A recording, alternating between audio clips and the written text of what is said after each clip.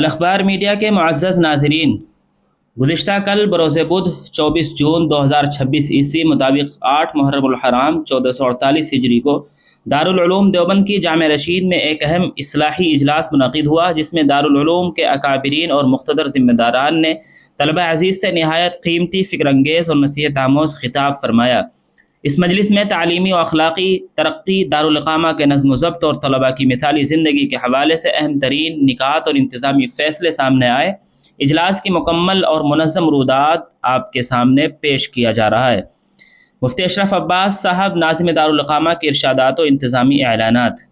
غیر داخل طلباء کا قیام۔ دارالعلوم دیوبند میں غیر داخل طلباء کا آ کر رہنا سخت انتظامی مسائل کا باعث بن رہا ہے۔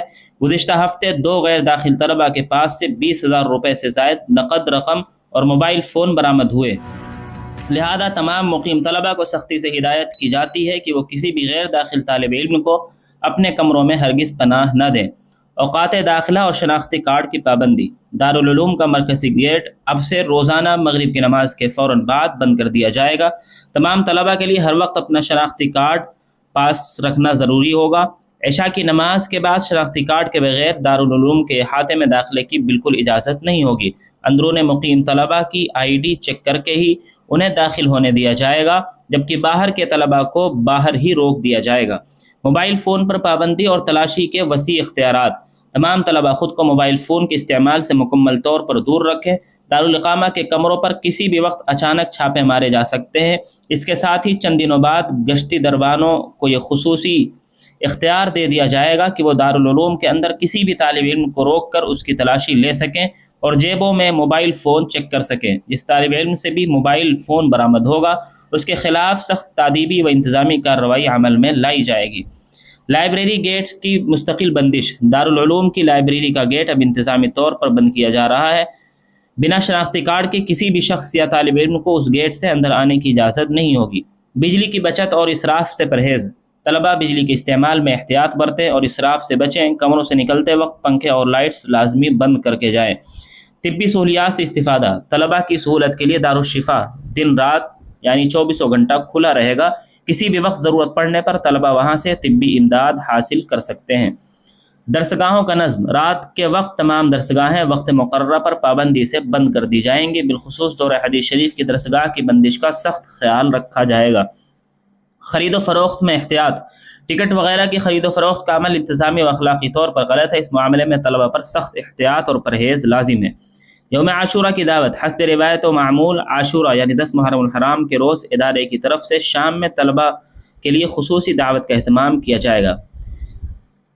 اب آتے ہیں حضرت مولانا مفتی محمد راشد اعظمی، نائب محتمم دارالعلوم دیوبند کے فکر انگیز خطاب کی طرف۔ نعمت داخلہ پر شکر گزاری۔ حضرت نائب محتمم صاحب نے قرآن کریم کی آیت مبارکہ لئن شکرتم لازیدنکم، اگر تم شکر کرو گے تو میں تمہیں اور زیادہ دوں گا کے حوالے سے طلباء کو نصیحت فرمائی۔ آپ نے فرمایا کہ طلباء کو ہمہ وقت اللہ تعالیٰ کا شکر گزار ہونا چاہیے کہ انہیں ایشیا کی اس عظیم درسگاہ دارالعلوم دیوبند میں داخلے جیسے عظیم نعمت سے نوازا گیا۔ اس احسان کو دل سے مانا جائے اور اس کی قدر کی جائے۔ شکر گزاری کا بہترین ذریعہ۔ اللہ تعالیٰ کی اس عظیم نعمت کے شکر کا سب سے بڑا مؤثر اور بنیادی ذریعہ نمازوں کی پابندی ہے۔ طلباء نمازوں کے اہتمام کے ذریعے اس نعمت کی سچی شکر گزاری کا ثبوت دیں۔ اب آتے ہیں حضرت مولانا مفتی ابو القاسم نعمانی صاحب، محتمم دارالعلوم دیوبند کے قیمتی ارشادات کی طرف۔ اوقات کی تنظیم اور محاسبہ۔ حضرت محتمم صاحب نے طلباء کو وقت کی قدردانی کی طرف متوجہ کرتے ہوئے فرمایا کہ ہر طالب علم اپنے روزمرہ کی معمولات کا ایک جامع ٹائم ٹیبل یعنی اوقات نامہ بنائے اور روزانہ پابندی سے اپنے اوقات کا محاسبہ کرے کہ اس کا قیمتی وقت کہاں صرف ہو رہا ہے۔ تکبیر اولیٰ اور جماعت کی تیاری۔ باجماعت کے اہتمام کے حوالے سے آپ نے نہایت حکیمانہ نکتہ بیان فرمایا کہ نماز کی جماعت کی تیاری ہمیشہ اذان کی آواز سنتے ہی شروع ہونی چاہیے، نہ کہ نماز یا اقامت کے وقت کے اعتبار سے۔ اگر آپ اذان ہوتے ہی مسجد کا رخ کریں گے تو انشاءاللہ آپ کی تکبیر اولیٰ کبھی فوت نہیں ہوگی۔ تو ناظرین، یہ رہی مختصر سی رپورٹ جو دارالعلوم دیوبند میں گزشتہ کل کے اجلاس کی مکمل روداد ہے۔ وہیں ناظرین، پیران کلیر شریف میں ایک اجلاس سے خطاب کرتے ہوئے حضرت مولانا ارشد مدنی صاحب دامت برکاتہم العالیہ نے بڑے ہی بے باک انداز میں مسلمانوں سے اصلاحی خطاب کیا۔ وہیں درپیش مسائل پر بھی حکومت کے خلاف جم کر برسے۔ مولانا نے اپنے بیان میں آزادی وطن کی جہاد میں مسلمانوں اور علماء کے کردار پر روشنی ڈالتے ہوئے کہا کہ غلامی کی زنجیر کو اپنی گردن سے نکال پھینکنے کے لیے جہاد کرنا ہر مسلمان کا حق ہے۔ کون مائی کا لال ہے جو آزادی وطن میں مسلمانوں جیسی قربانی کی مثال پیش کر دے؟ آج جو حکومتی لوگ مسلمانوں کو غدار بتاتے ہیں وہ خود غدار ہیں۔ آج کی حکومت مدرسوں اور مسجدوں کو گرا رہی ہے، ختم کر رہی ہے، وہ ہمیں مٹانے کی کوشش کر رہے ہیں۔ ایک دن وہ خود مٹ جائیں گے، ہماری تاریخ نہیں مٹ سکتی۔ آج جو حکومت پر بیٹھے ہیں ان کی تو 1 گرام کے برابر ملک کی آزادی میں کوئی حصہ نہیں ہے۔ وہ تو جانتے بھی نہیں، وہ تو پیدا بھی بعد میں ہوئے۔ موب لنچنگ، بلڈوزر اور مسلمانوں پر ایک طرفہ کارروائی کو لے کر مولانا کا زبردست بیان رہا، جس پر میڈیا نے زہر اگلنا شروع کر دیا کہ مولانا مدنی نے پھر جہاد کا اعلان کر دیا۔ اللہ رب العزت شریروں کی شرارت سے، فتنوں کے فتنے سے، ظالموں کے ظلم سے ہم تمام مسلمانوں اور ہمارے پیارے ملک ہندوستان کی حفاظت فرمائے۔ ناظرین، ان دونوں خبروں سے متعلق آپ کی کیا رائے ہے کمنٹ باکس میں ضرور لکھیں۔